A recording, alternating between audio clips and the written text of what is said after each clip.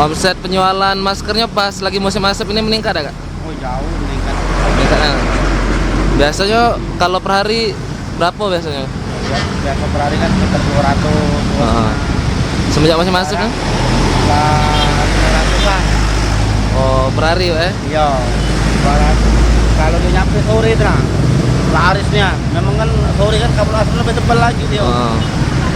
Biasanya mulai ada pembeli dari jam berapa lah mulai? Dari sekarang. Oh, dari jam Dari sekarang.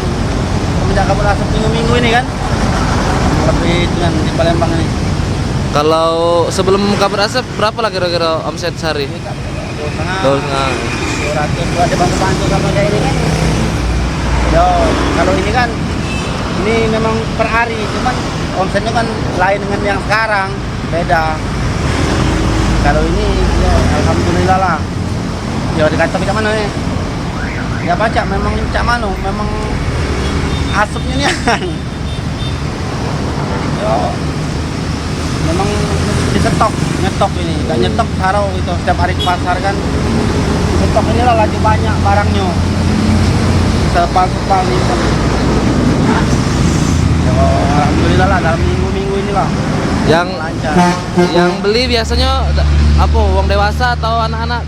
Dari anak-anak sampai dari bayi sampai ke dewasa. Oh, yang Yo, beli.